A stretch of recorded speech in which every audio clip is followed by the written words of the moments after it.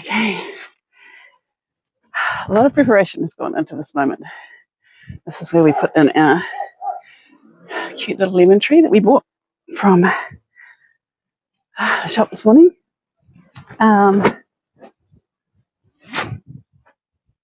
As you can see, the tarp has been affixed. It's still flapping a little bit, obviously, but it's not going to swing out and knock my tree over, which was my first concern before putting this thing in.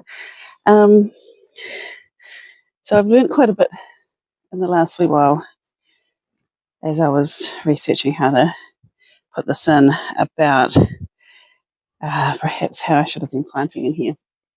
So if you've seen the early episode, you've probably seen that it's kind of clay here.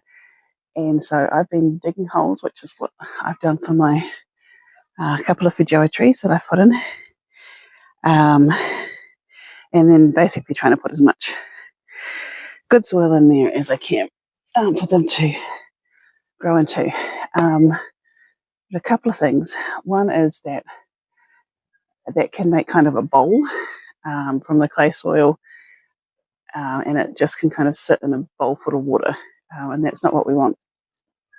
The other thing is that in terms of my use of weed mat, although there's loads of bark chips and I've put lots of various things on here, but the weed mat has just kind of suppressed everything, and so it hasn't really given any opportunity for the soil to get better at all. So yes, it's suppressed the weeds, but now it's just like pancake clay. So for this one, I'm probably going to remove, I'll leave the back bit of weed mat because it is sitting beside the neighbour's lawn, so that's where a lot of the grass comes up. But I think against the wall and over here, I'll remove some of that weed mat and just start to put some of the gypsum clay breaker on. So I'll put some at the bottom so that hopefully as the sky puts roots down, that soil is able to make way as it slowly gets better to poke through. And I'll also kind of slice out the sides of the hole a little bit as well and put some around it. So ideally we would have a reasonably big drip line of soil that was actually pretty good. So I'll probably have to do something about the feijoas at some point, just trying to expand their reach of where they can put their roots out to. But in this one, I can make a start with trying to break down some of that clay right from the beginning. Also got some blood and bone to put in there. I've got some compost. It did say to not just put straight compost in, so I've left some of the dirt in there. Yeah, if I overthink it, I won't do it. So we're just going to get on.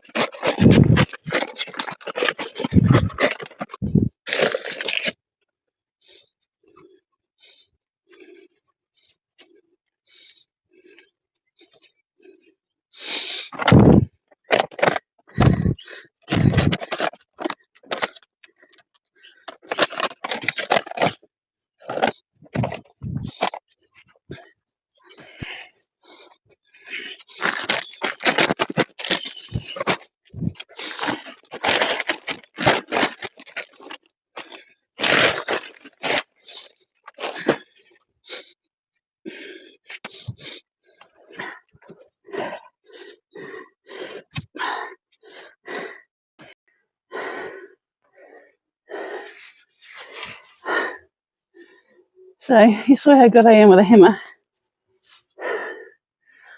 See how I am with this.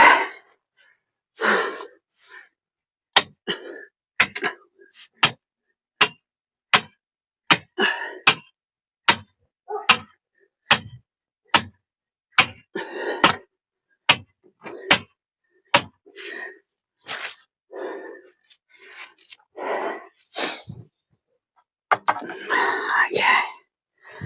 That's not very straight, but that's okay. All right, so what the book did say, like I've read a book, the Google did say to kind of have the root ball up a bit so that it's not 100%, just in case you do get that bowl effect of the clay. It is sitting up a little bit. Excuse the puffing, please. All right. Let's see what this looks like.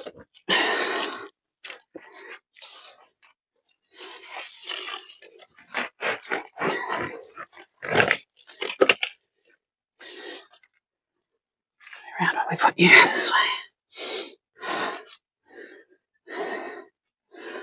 So that's had a soak in some seaweed. We might need to stop you guys from reaching out and touching. Eh?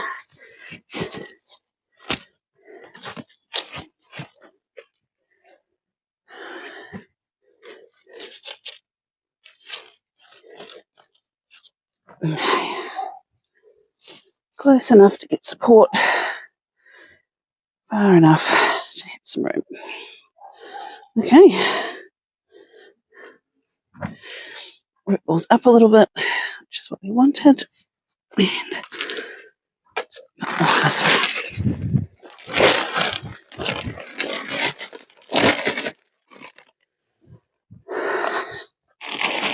Okay. Is that us? So this particular lemon is a Maya lemon. Sorry, that's backwards. Meant to be pretty cold hardy. That's wonky. And fingers crossed we'll do all right out here. I do have a frost cloth, so let's have a look at that.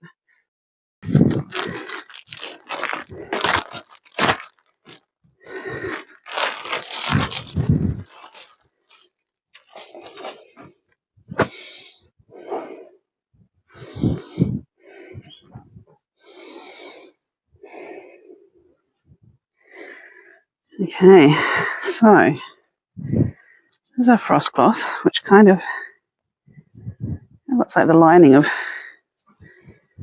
something or other. This is very big, so I doubt we need that much. But I guess put something up there and then just put it over overnight. Or even just put it over overnight like that, given that it's just a baby.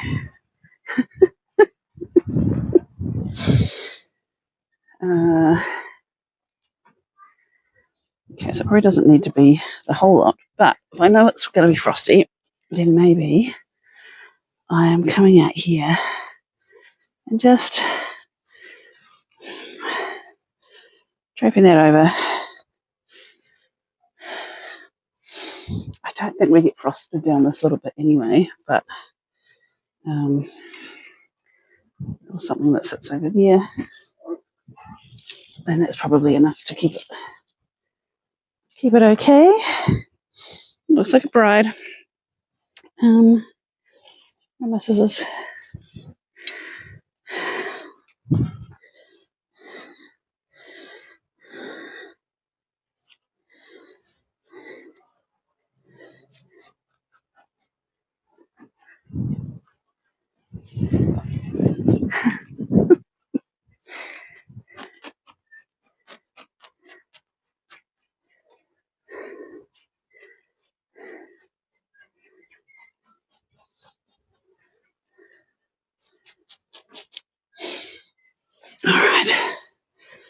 So let's pretend big bad frost comes along. I've put this over overnight. Maybe lay the edges down.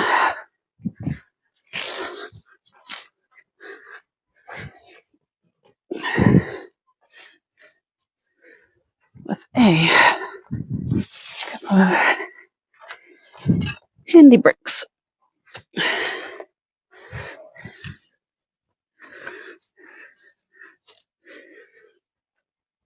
This back stuff can stay over here. That one's over here.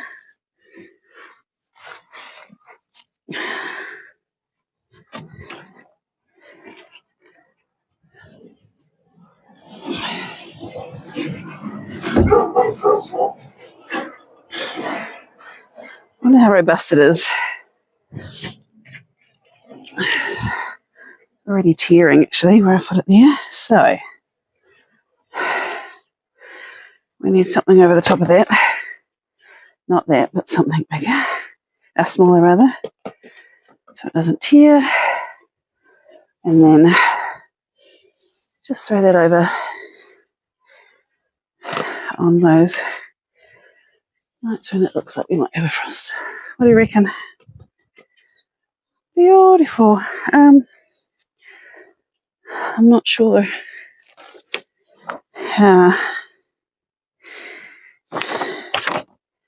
much this likes living outside, but I think if I kind of roll it up and leave it tucked back here,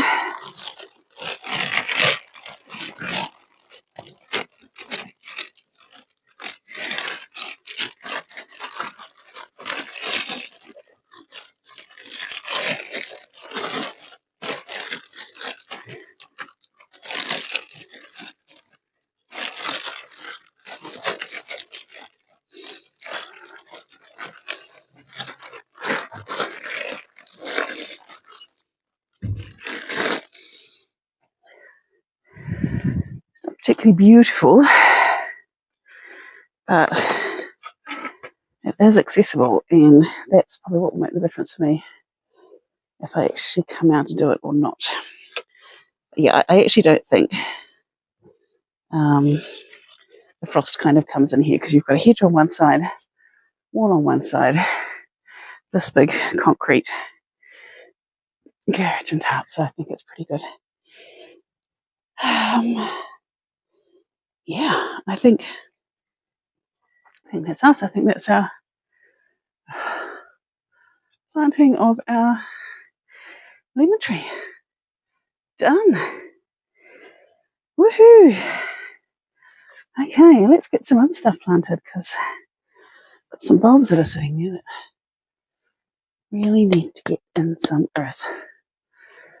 All right. Okay, so next fun planting project.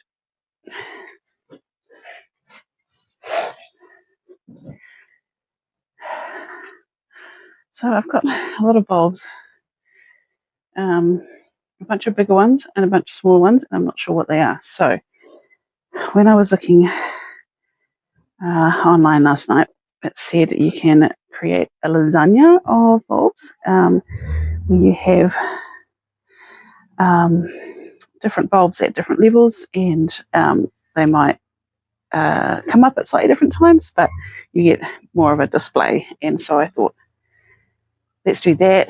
And they also suggested you can put something kind of light on top as well, and the bulbs are vigorous enough to kind of push up in between something like a pansy. So never done this before, but again, I've just found all these bulbs, so I want to do something useful with them. I had to get some bulb mix. This is just sort of general compost that's really light because the water does need to go through. And once again, I'm just going to get started before I overthink it and don't do anything. So what they said is to plant the bulbs twice then. What's that sounding? a depth twice the diameter of the bulb. Okay, so this one may be around in that deep. It's already got some roots and some bits and pieces going on. So what I'll do probably is put these big ones in the middle, and at about this depth, and then put some more on top. Some more dirt on top, and then put the next layer of smaller bulbs around the outside a bit more, and then pansies on top. So I put the biggest one in the middle, and like I said, I just don't know what they are. From memory, there might have been a couple of different types of daffodil in there. I've always really liked the little daffodils with the they've got a sort of a more orangey middle to them. I think they're really sweet. All right, so that's that layer of big-ish ones. We'll put this layer of this particular type of compost on.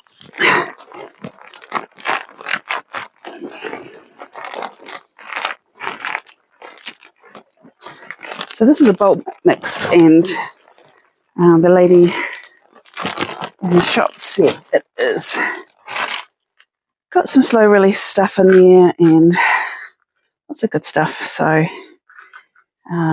sounds good to me. Some of these guys around the edge a bit more. Maybe I'll again. It'll be interesting when we come back to this and see what has actually grown. It'd be really funny if some of these are just like onions or something. Yeah. Okay, so top up the rest of that.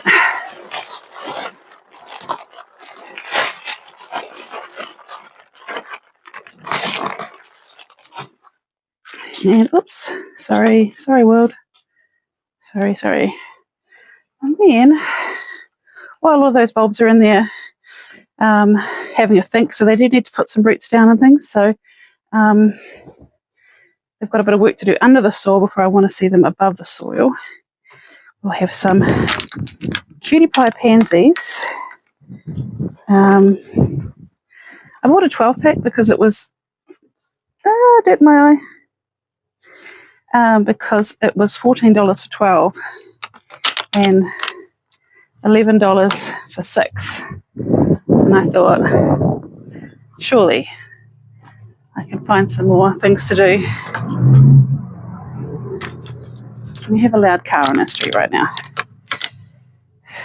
asserting dominance. It'd be nice to have a mix of pansies. Pretty cute, particularly in winter where there's not so much colour around. Some of these I'm just guessing at what the colour is. I want a purple one out. I want you.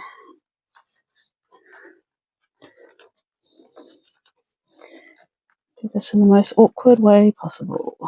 There we go. The purple one would be cute. So if I have 5 of those, hopefully that gives enough room for everything else to come through, and I'll need to plant up some more things with these. So in my short gardening career, I guess what I'm learning is you start one job and it seems to make more gardening jobs. Is this normal? Because I swear I just get started and then suddenly I've got 3 more things to do. Maybe that's just the way it is. I can definitely see how it's kind of an addictive hobby. Because once you start imagining, oh, I could put that there and I could put that there, it really is kind of imagination land. I haven't planted these particularly deep because I'm trying not to run into the bulbs, but I'm hoping that they will be kind of robust, even though, yeah, I need a little bit of something else on top, maybe.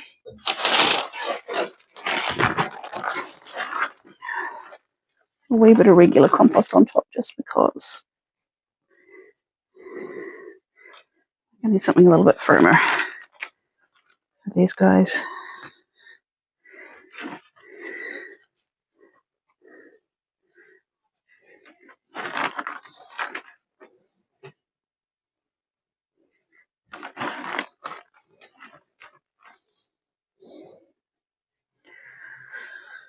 Okay, so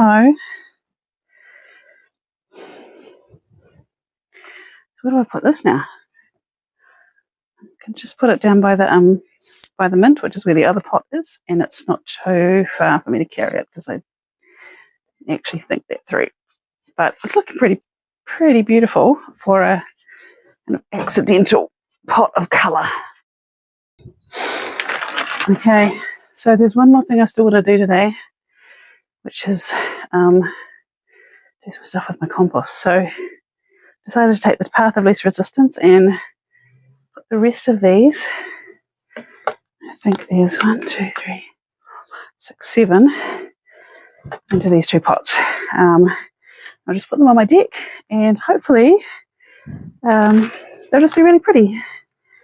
Right.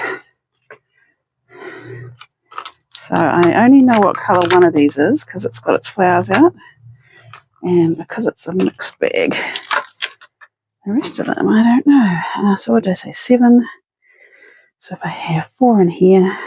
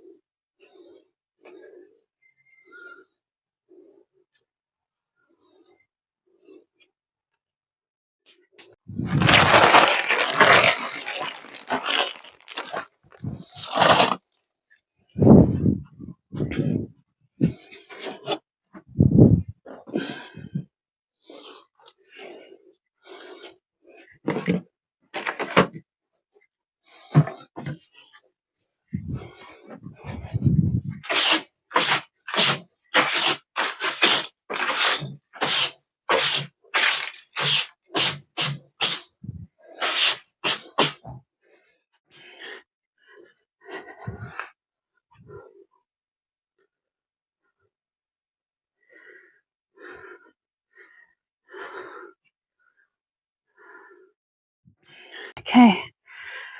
We're on to our last job of the day, which is good because I can definitely feel the battery winding down. So here we have, almost a week ago, we put some grass clippings and some leaves onto the garden bed, but just really lightly so that these things, so this is one of our lupins. This here is barley. It's okay to pull them out because they're just my cover crop. And this is mustard seed. So these are all in here, stopping weeds from coming in, but also as they get up to, I guess, about here, we'll probably turn them in, maybe try and skim the top and turn them in. So it was a success in that we put another layer of organic matter on top and didn't kill off the other plant, which was a green fertilizer. The other thing we did was these compost bins when I mowed the lawn, and the challenge with mowing the lawn everything was challenging but mowing the lawn. But I didn't have a lot of petrol, so I couldn't stop to do anything about layering of the compost or anything clever like that. So I just kind of chucked it all in, and that's okay. But in terms of getting the compost kind of breaking down and doing cool stuff, that's probably not the most effective strategy. So looking here, we can see that it did generate a bit of heat because there's some of it's kind of burnt itself a bit.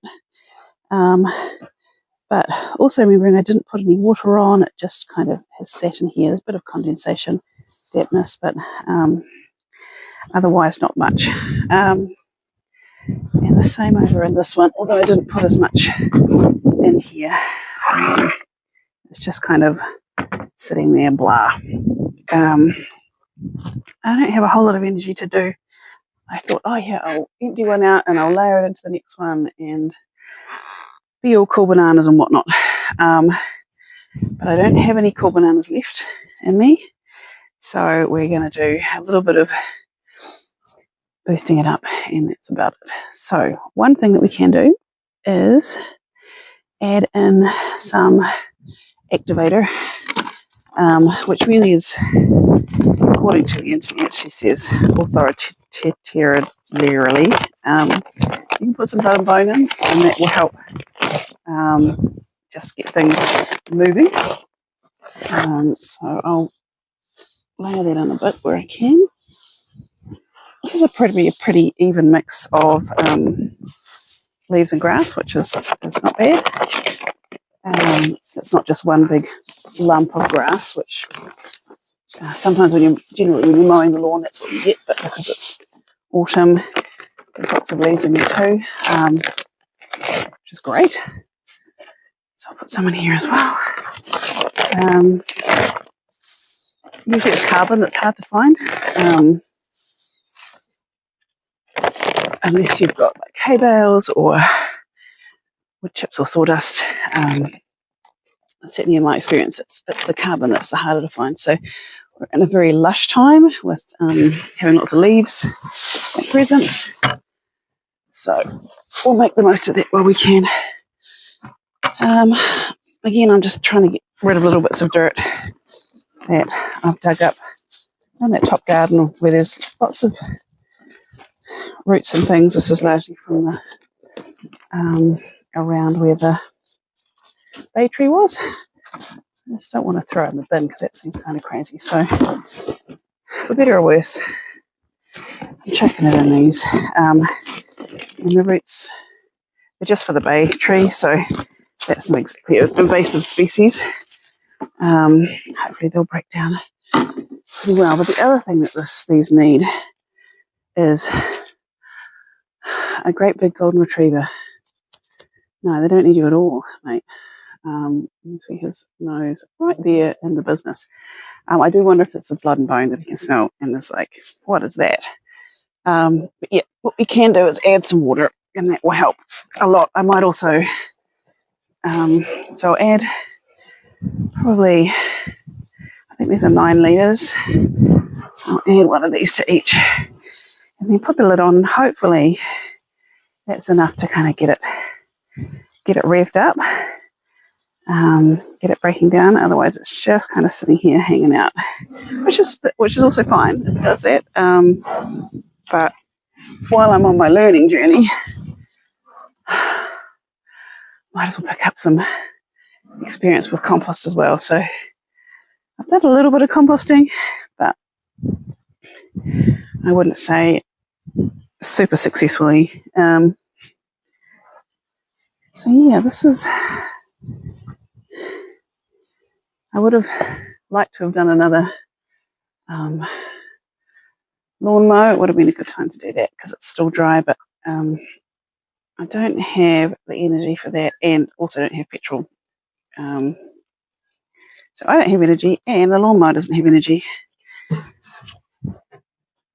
But I think all in all today's been pretty successful. there's one building video, which will be the one that comes out before this one. And there's one kind of planting video of my tree, and a little bit of this compost off. So I think I like my bulbs. So yeah, been a productive day, but I think I'm ready for a sit down and a cup of tea and a bit of not doing much. So yeah, who knows what we'll do next time. Time will tell. See you later.